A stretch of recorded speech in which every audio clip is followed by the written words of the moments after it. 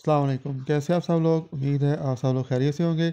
आज की इस वीडियो में मैं आपको वेलवेट कमीज़ पर ये नेक पैच लगाने का और वेलवेट कमीज़ पर जो धागे की सेटिंग कैसे करते हैं जिससे आपकी जो मशीन है वो बगैर टाप के वेलवेट मशीन में चलेगी, आसान तरीका से शेयर करूँगा।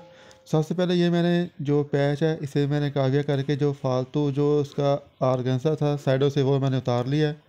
और इसके बाद जो पैच है इसका ये मैंने सेंटर कर लिया है।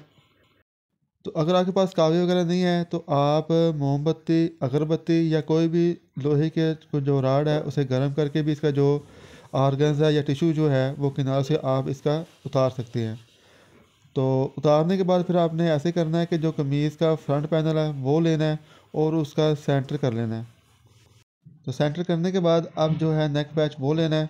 तो नेक पैच का सेंटर और जो कमीज़ का सेंटर है उनका जो एंगल है वो बिल्कुल बराबर कर लेना है। तो सबसे पहले ऐसे करना है, अगर आपके पास कॉमन पिन है तो कॉमन पिन के साथ इनको अटैच कर लेना है। अगर नहीं है तो ग्लू के साथ इसको अटैच कर लेना है। तो अगर आप ये ग्लू के साथ अटैच करेंगे तो फिर जो आपका जो नेक पैच है, जो इसकी जो फिनिशिंग है वो बहुत प्यारी आएगी।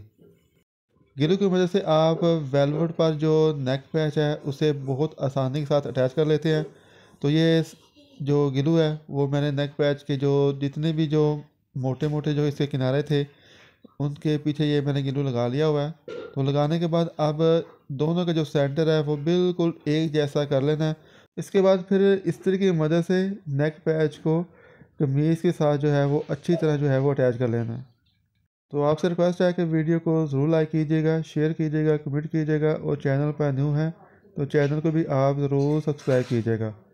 तो प्रेस करने से पहले आपने ये छोटा सा ये एक काम कर लेना है कि जो साइडों से जो नेक पैच का जो विड्थ वगैरह जो है वो बिल्कुल एक जैसी हो, कहीं से भी ये कम या ज़्यादा बिल्कुल ना हो।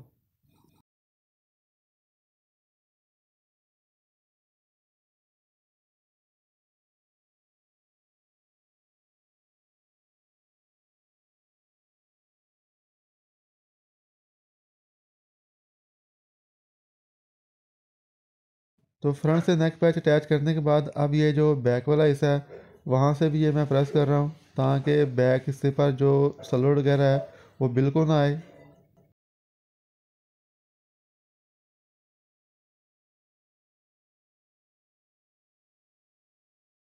तो आप देख सकते हैं कि जो नेक पैच है वो कमीज़ के साथ बड़े अच्छे तरीके के साथ ये अटैच हो चुका हुआ है।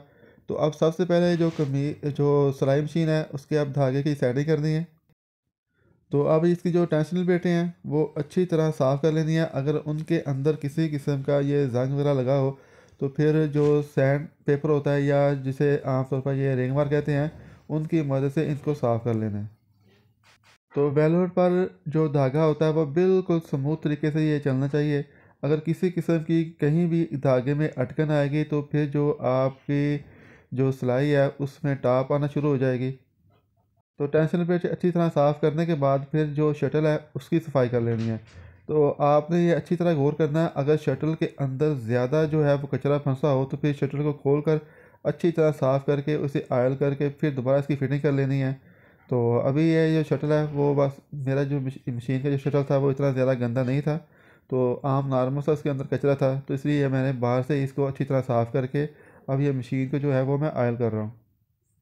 तो इसके बाद मशीन के जो बाकी पार्ट्स हैं उनको भी मैंने अच्छी तरह जो है वो मैंने आयल कर लिया है और मशीन की जो है वो सफाई कर ली है। तो यहाँ पर जो मैं अपनी मशीन के हिसाब से यहाँ पे जो मैं सुई का जो नंबर इस्तेमाल कर रहा हूँ वो है 16। तो ये मैंने न्यू नीडल नीडल जो है वो इस्तेमाल कर रहा हूँ। तो अगर आपने चेक कर लेना, अगर आपकी नीडल का जो नक्का है जो कार्नर है वो अगर भुरा हुआ हो तो उसे आपने ज़रूर चेंज करना है। तो मशीन के टाँगे की आपने सेटिंग इस तरह करनी है कि नीचे से और ऊपर से जो धागा है वो ना ज़्यादा टाइट हो और ना ही ज़्यादा बहुत ज़्यादा जो है वो लूज़ हो। तो ये एक मैंने रफ़ कपड़े पर सिलाई लगाने के बाद अब ये मैंने वेलवेट का जो रफ़ फैब्रिक है वो लिया है तो इसे डबल करके ये मैं सिलाई लगा रहा हूँ। तो अभी आपके ये सामने जो इसका रिज़ल्ट है वो आपसे मैं शेयर कर रहा हूँ। तो आप देख सकते हैं कि आगे ऊपर से और जो नीचे से जो इसकी जो सिलाई है वो बिल्कुल एक्यूरेट है और कहीं भी किसी किस्म का जो टाप है वो बिल्कुल नहीं आई। तो अब जो पैच है तो अब ये उसकी सिलाई लगा दी है। तो यहाँ पर जो टांका है वो थोड़ा सा जो है आम नॉर्मल टांके से बड़ा कर लेना है।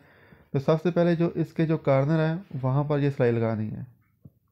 तो जो पैच का जो ऊपर वाला रंग है उसी हिसाब से ये मैं ऊपर वाला जो धागा है उसी कलर का ये मैंने इस्तेमाल किया है, और जो नीचे की जो कमीज़ का जो कलर है तो उसी हिसाब से ये मैं नीचे भी कलर मैं इस्तेमाल कर रहा हूँ।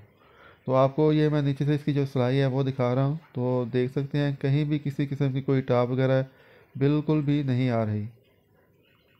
तो इसी तरह जो नेक पैच का जो किनारा है सबसे पहले इसकी जो आउटलाइन है वो मुकम्मल कर लेनी है।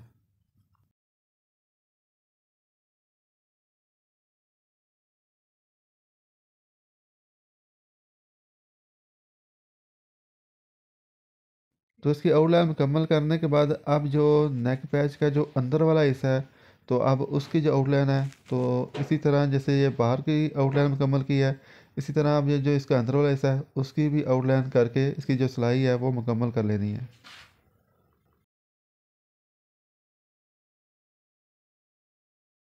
तो अंदर और बाहर की आउटलाइन मुकम्मल करने के बाद अब जो अंदर वाला एक और हिस्सा है तो अब ये मैं उस हिसाब से मैं सिलाई लगा रहा हूँ। तो अब ये अंदर वाले की भी जैसे ये बाहर वाले किनारे की आउटलाइन मुकम्मल की है, सेम इसी तरह ये अंदर वाला हिस्सा है इसकी भी जो सिलाई है वो लगा कर मुकम्मल कर लेनी है।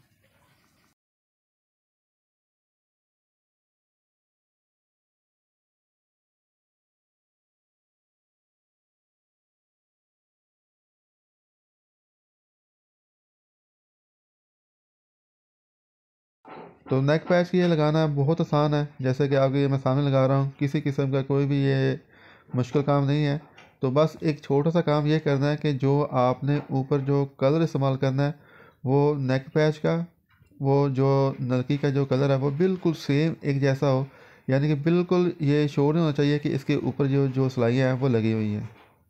तो उसके साथ ही जो नेक पैच है उसकी सिलाई मैंने मुकम्मल कर लिया है। तो मुझे उम्मीद है आपको ये वीडियो पसंद आएगी। तो वीडियो को ज़रूर लाइक कीजिएगा, शेयर कीजिएगा, कमेंट कीजिएगा, और चैनल पर न्यू है तो चैनल को भी आप ज़रूर सब्सक्राइब कीजिएगा। तो सबसे पहले आपको मैंने ये बैक साइड का रिव्यू कराया है, तो इसके बाद आप ये ऊपर वाला जो हिस्सा है तो वो भी आप देख सकते हैं। तो मिलते हैं नेक्स्ट वीडियो में। अल्लाह हाफिज़।